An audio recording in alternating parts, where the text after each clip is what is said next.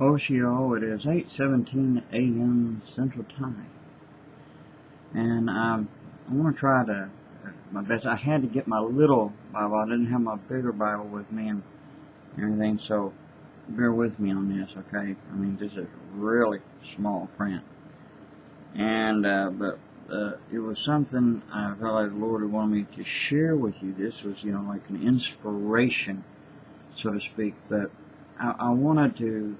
I hope this is some kind of encouragement and also something to let you see what's been going on, a tactic that the enemy likes to use.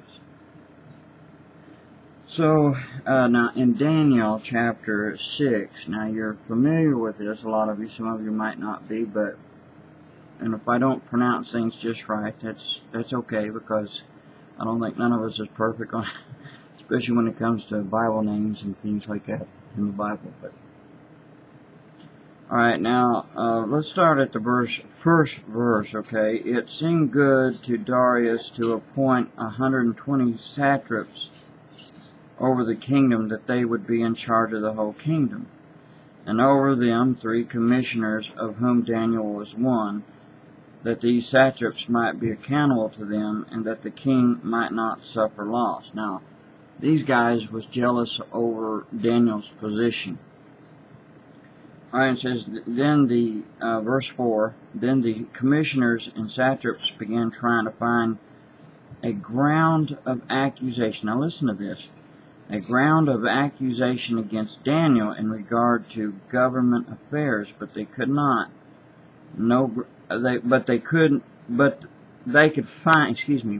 find no ground of accusation or evidence of corruption, inasmuch as he was faithful, and no negligence or corruption was to be found in him. Now listen carefully now. Let's go on. Then these men said, we will not find any ground of accusation against this Daniel unless we find it against him with regard to the law of his God. Alright. And then, verse 6, and these commissioners and satraps came by agreement to the king and spoke to him as follows. King Darius, live forever. You can just picture this, couldn't you?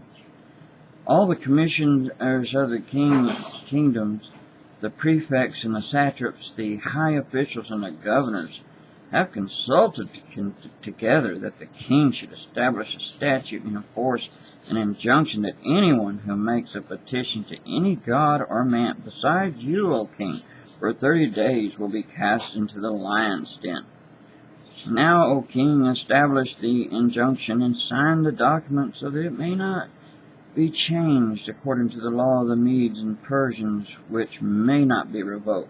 Therefore King Darius signed the document, that is, the injunction.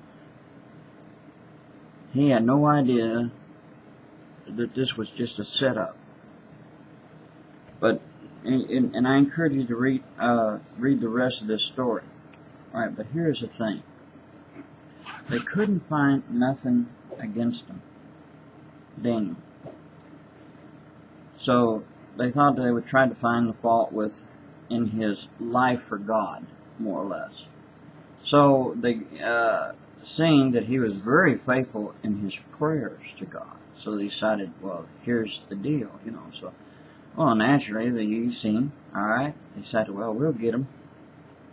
Well, of course, Daniel, as you read further, he found out about what was going on. He heard of it, but he just went back up to his room, and where the windows was open, facing east, and not east, southwest. Well, anyway, if you look on the map, he was facing the direction of Jerusalem, okay? And but anyway, he was faithful in prayer 3 times a day. So these guys saw him and said, okay, we've got him.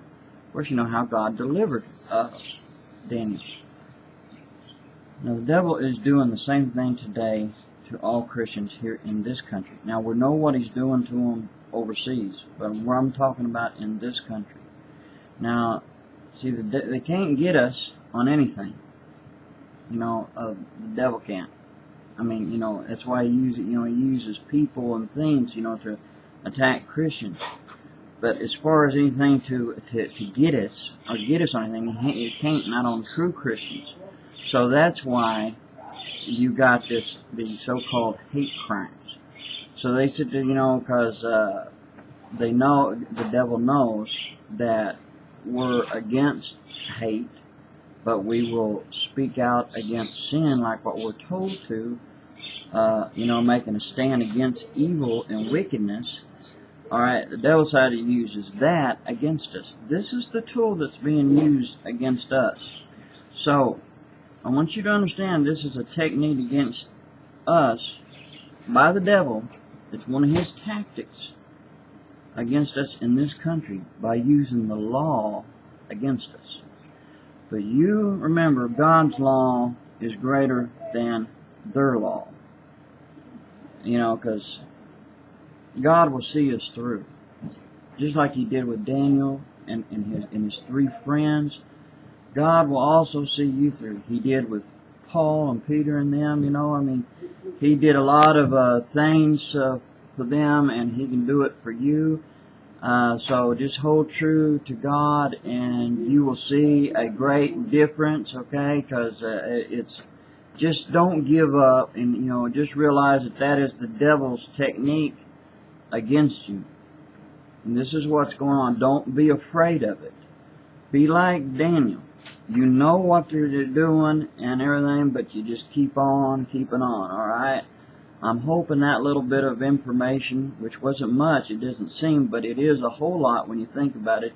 If you know what the devil's tactics are, if you're starting to see the whole picture of what the enemy is like in warfare, then you know how to adjust things and stuff.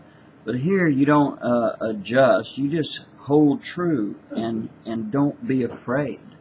This is your strength, because who is your strength? Jesus Christ. God is there. He is your rock, okay? So let's lean towards the rock. When they accuse you of falsely things, when they twist your words and accuse you of hatred, just, hey, keep on keeping on for the Lord. Don't let it stir you. Don't let it shake you, because they can't shake God. The devil knows he only has a short time, and this is why he's using these people who has been taken over by his lies and being influenced by demonic forces, and this is why they're attacking us. And they got their short time, but they don't understand that at the end of the book it says they lose, we win. Or should I say, rather, Jesus wins. We're just on the winning side. But that doesn't mean that we shouldn't pray for them, okay? And it doesn't mean you should quit loving them. But, it does get you down sometimes to think that these people are this way, and that they allow that they can't see what's going on. But they're in darkness. Let's pray for them. But this is something you need to realize what's going on. The devil is trying to use our own laws in this country against us Christians to cause us a downfall. But you need to still hold on true. God's law is greater than man's law, okay? Now they can do what they want, but we'll hold true to God. I don't know for you and your family, but as for me and mine, we will serve the Lord, okay? Shalom, and God bless you, and hold to the faith, and be faithful, and pray, and love one another, and love your enemies. Do good to those who hate you. Bless them. Do not curse them. Okay? Show them the love of Jesus. Walk as Jesus did. Alright? God bless you. Shalom, and have a great day. I hope.